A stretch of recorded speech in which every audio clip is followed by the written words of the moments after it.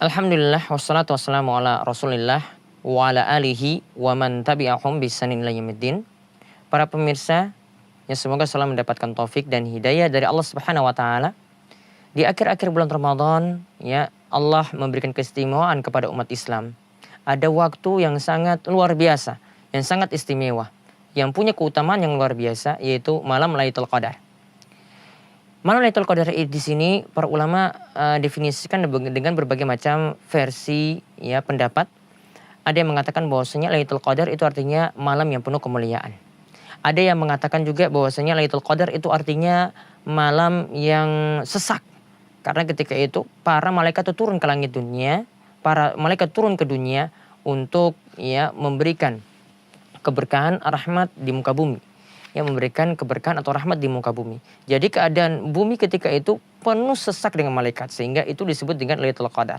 Dan juga ada yang mengatakan bahwasanya Al-Qadar di situ karena di dalamnya terdapat peristiwa-peristiwa seperti penetapan takdir. Ya, penetapan takdir dalam setahun itu ditetapkan pada malam tersebut.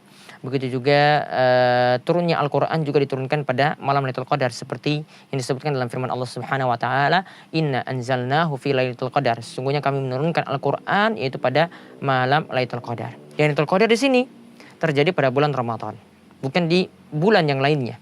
Sebagaimana ditegaskan dalam ayat tadi, itu diturunkannya Al-Quran pada malam Lailatul Qadar dan ditambahkan dengan ayat syahrul Ramadan alladzi unzila fihil Qur'an. Pada bulan Ramadan itu adalah bulan diturunkannya Al-Quran.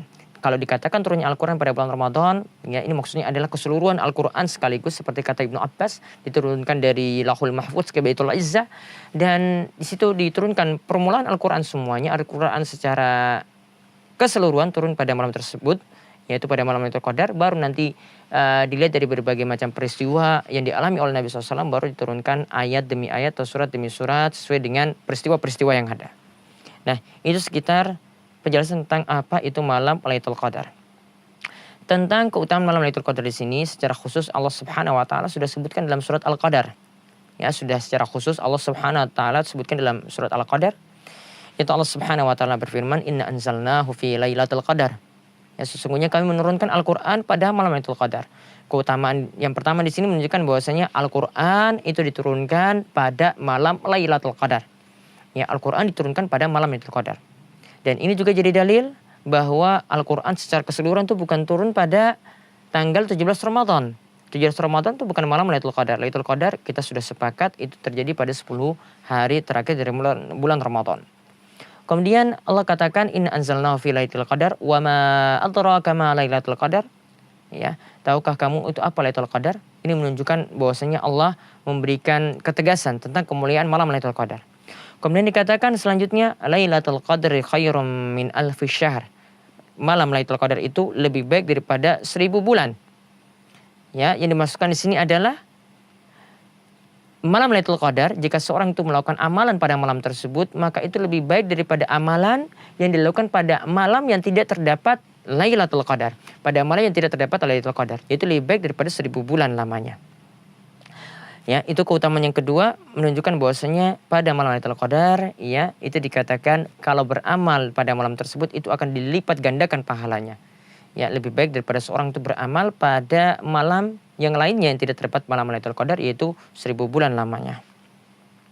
Kemudian dikatakan lagi dalam ayat selanjutnya, dikatakan tanazzalul malaikatu warruhu fiha. Pada malam tersebut itu turun para malaikat dan juga ar-ruh, yaitu Jibril. Ya, turun para malaikat dan juga Jibril. Makanya tadi sudah disebutkan bahwasanya karena saking banyaknya malaikat yang turun, bumi itu nanti akan penuh sesak dengan malaikat. Ya, ini juga menandakan bahwasanya kalau malaikat itu turun, maka akan datang rahmat, akan datang keberkahan. Maka sangat tentram sekali keadaan ketika itu, sangat tenang sekali keadaan ketika itu daripada malam-malam yang lainnya. Ya. Kemudian fiha bi'izni rabbihim min kulli amr. Pada saat itu dengan izin Tuannya, ya, untuk mengatur segala urusan. Malaikat itu turun dan Jibril itu turun untuk mengatur segala urusan. Kemudian salamun hiya hatta matla'il fajar. Pada malam tersebut itu penuh dengan keselamatan, penuh dengan salam, penuh dengan keselamatan sampai terbitnya fajar. Maka ayat ini juga menunjukkan bahwa malam Lailatul Qadar itu adalah malam yang penuh dengan kesejahteraan, penuh dengan keselamatan. Kalau seorang itu mendapatkannya, maka dia akan penuh dengan rasa tenang yang akan dia dapati pada malam tersebut. Nah, ini di antara malam Lailatul Qadar yang disebutkan dalam surat ya Al-Qadar di sini. Ya, kita sudah dapat beberapa keutamaan di sini. Dan para ulama ketika menjelaskan surat tersebut juga mereka mengatakan seperti An-Nakhai itu mengatakan amalan di Lailatul Qadar itu lebih baik daripada amalan di 1000 bulan yang lainnya. Tadi berdasarkan ayat Lailatul Qadri khairum min alfis syahr. Kemudian Mujahid, Qatadah dan ulama lainnya juga mengatakan bahwa yang dimaksud dengan lebih baik dari 1000 bulan itu adalah sholat dan amalan pada Lailatul Qadar itu lebih baik dari sholat dan puasa di 1000 bulan yang tidak terdapat Lailatul Qadar. Kemudian barang siapa yang menghidupkan Lailatul Qadar ya dengan sholat malam, ya di sini tidak dipersyaratkan dia mesti semalam suntuk, dia dapati sebagian malam saja dia sudah mendapatkan keutamaan. Kata Nabi SAW, man qama Lailatul Qadri imanan wa ihtisaban ghufira lahu ma taqaddama min dzambi. Barang siapa yang menghidupkan Lailatul Qadar dengan sholat malam, maka di atas dasar iman dan atas dasar mengharapkan pahala dari Allah Subhanahu wa taala, maka dosa-dosanya yang telah lalu itu akan diampuni. Dosa-dosanya yang telah lalu itu akan diampuni. Lalu disebutkan lagi oleh para ulama kapan Lailatul Qadar itu terjadi. Mereka punya berbagai macam versi pendapat. Tapi yang lebih tepat dalam masalah ini adalah Lailatul Qadar itu terjadi pada 10 hari terakhir di bulan Ramadan. Ya, karena Nabi SAW itu pernah bersabda taharrau Lailatul Qadri fil ashril awakhir min Ramadan.